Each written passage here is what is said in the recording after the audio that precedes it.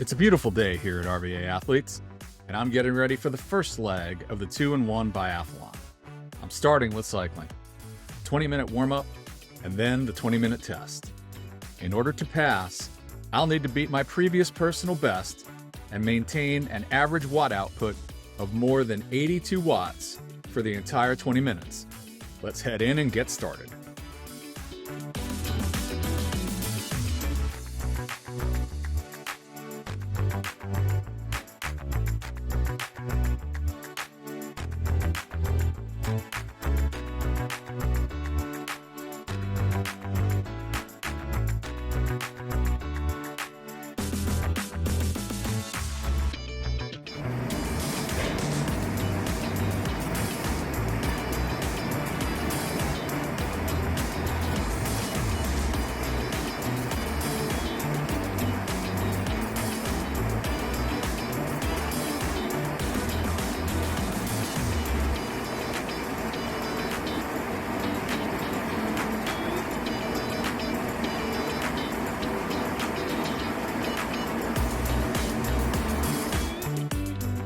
And there we have it.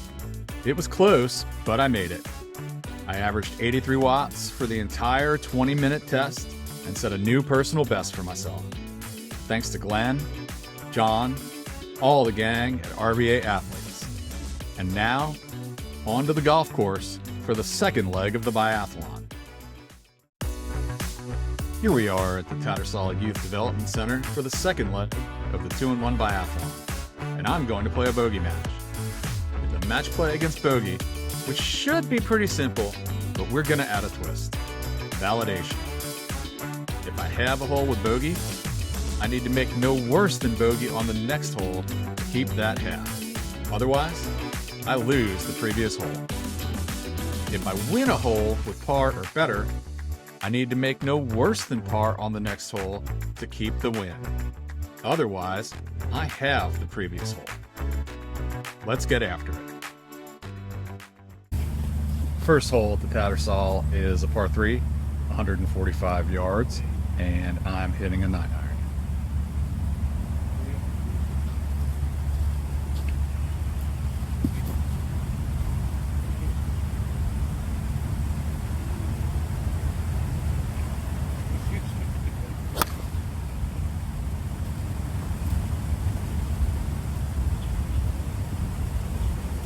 A little short, but not bad. My tee shot turned out pretty good, pin high and about 15 feet away from the hole for birdie.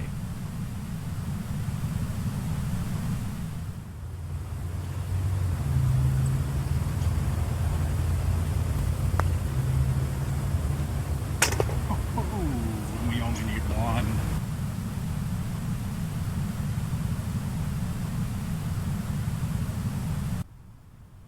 The second hole played about 143 yards with the same wind as the first, so I hit another 9-iron.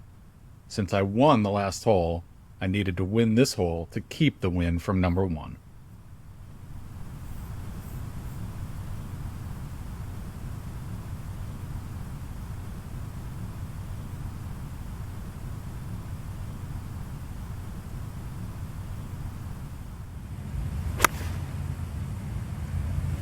That's got to go and it's got to hook. Probably in the bunker. The tee shot turned out to be pin high, but off to the right.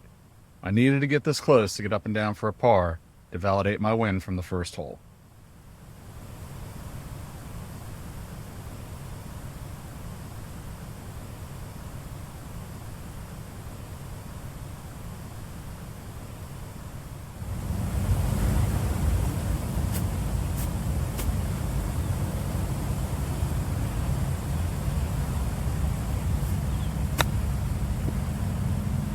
That's not gonna get it done. After a bad chip, I needed to sink a 30-footer to win the second hole and validate the win from the first.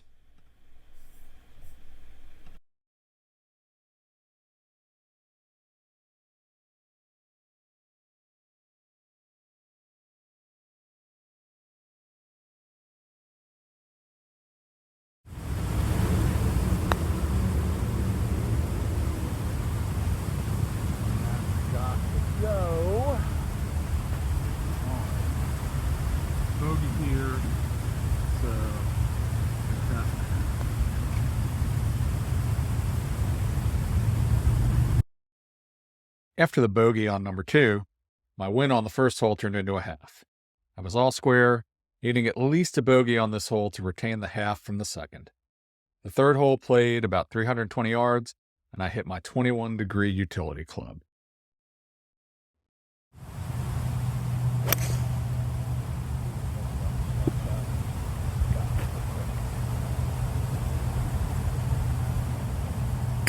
Got a good kick. Might have gotten one. I hit a quick hook off the tee, but I got a lucky kick. The ball stayed in play and left me a look at the green. I had 136 to the green, and it's absolute death over the back of the screen, so I hit a pitching wedge to make sure any miss would be short.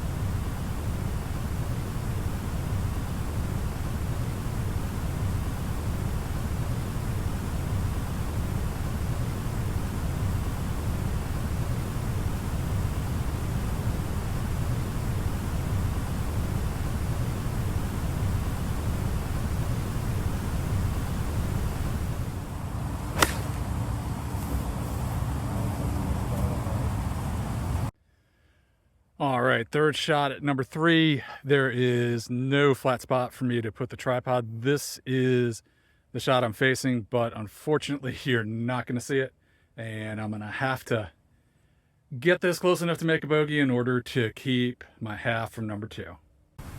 I had a 12-foot putt for par, which would win the third hole and validate the half from the second, putting me one up.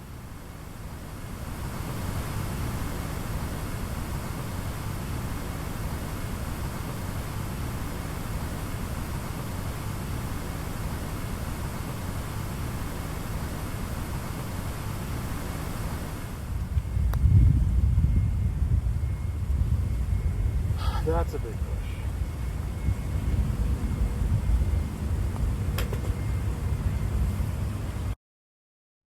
The fourth hole at the Tattersall is 161 yards, playing downhill, and I hit an 8-iron. With a bogey on the last, I'd need a bogey or better here to validate and remain all square.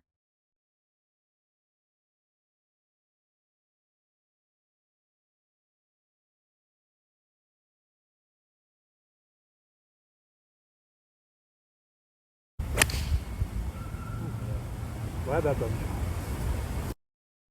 My tee shot was pin high, just a little right of the green. Time for the 52-degree CBX.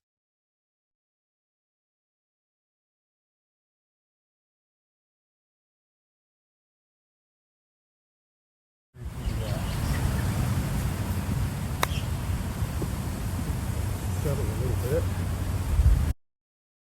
I left myself about 6 feet for par to validate the half from the third hole and set myself up for a win on the fourth.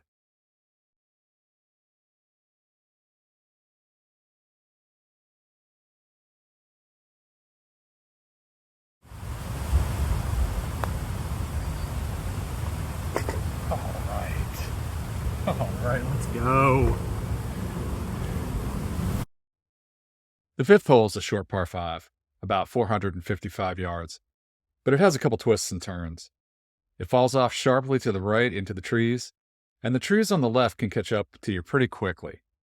With a win on the last hole, all I needed was a 5 to validate the win and go one up, so I decided to hit the 21-degree utility again.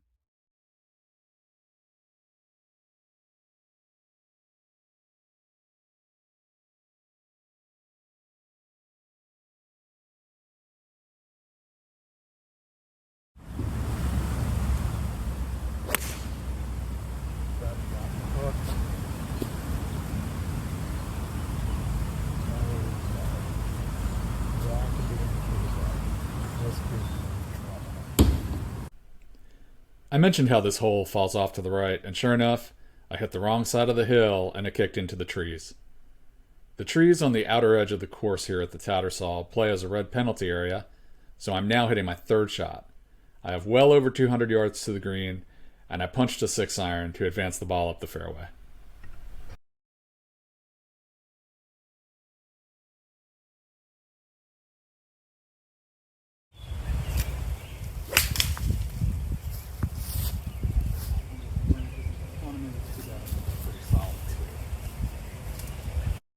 All right, well, obviously you're not supposed to be over here because there's no flat spot for me to put the tripod. This is the shot I'm facing for my fourth, about 140 yards. I'll hit that and we'll see you on the green. I hung my wedge out to the right and it didn't draw back for me. So I left myself in the bunker, needing to hold the shot for a par and validation for the win from hole 4.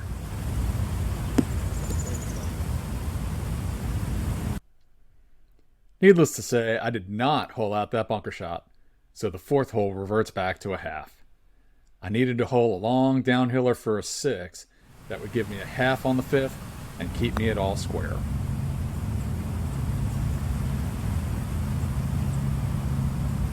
That is a loss.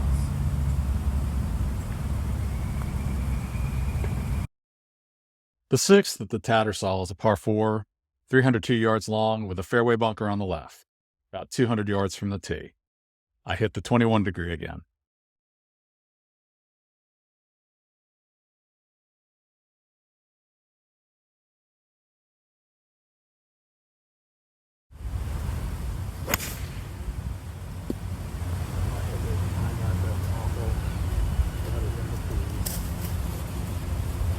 All right, folks, another tough situation here, another place I'm not supposed to be. Just going to punch this out and try to advance it down the hole a little way. The camera and I were both on tilt here after a snap hook into the left trees. The only thing I needed to do was avoid punching it through the fairway and into the penalty area on the right. That's got to stop.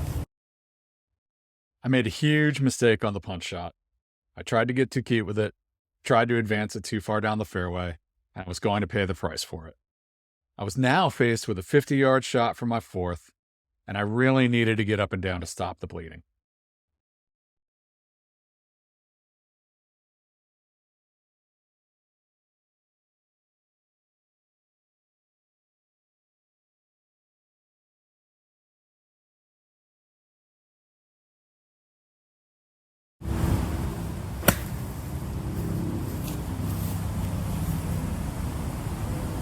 You got a chance. Really happy with how the Cleveland CBX 2 full face did. Check out our review that we did last year. So again, we've got about 15 feet to save 5.5, keep from going too down.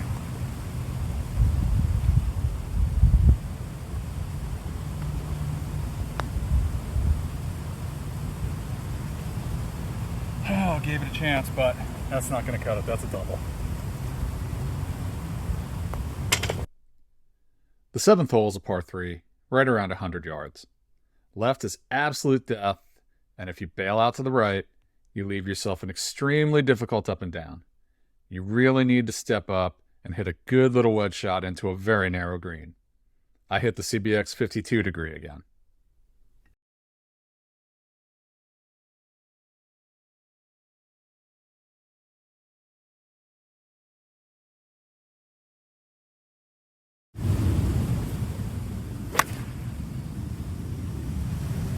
That's not pretty, but we may have a putt.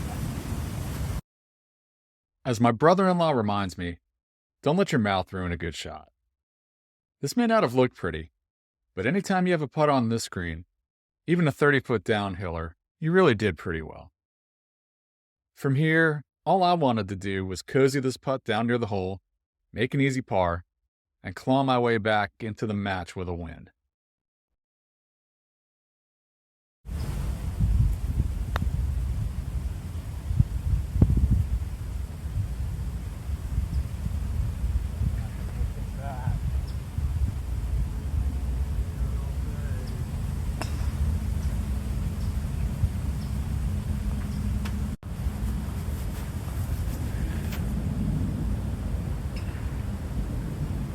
Alright, so the 8th hole at the Tattersall is another par 3 downhill, 133 yards, and I'm going to hit a pitching wedge.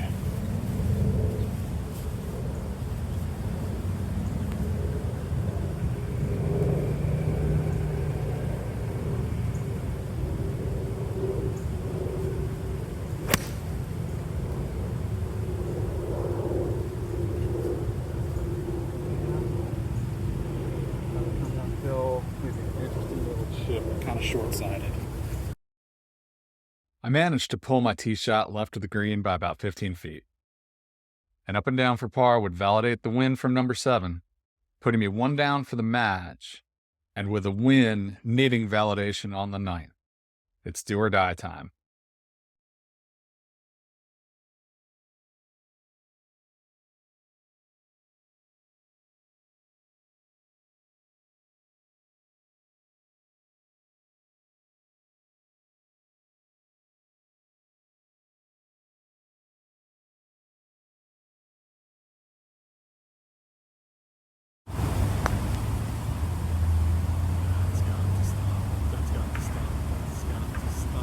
And it all comes down to this.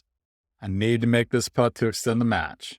I'm left with a curving 8-footer for par.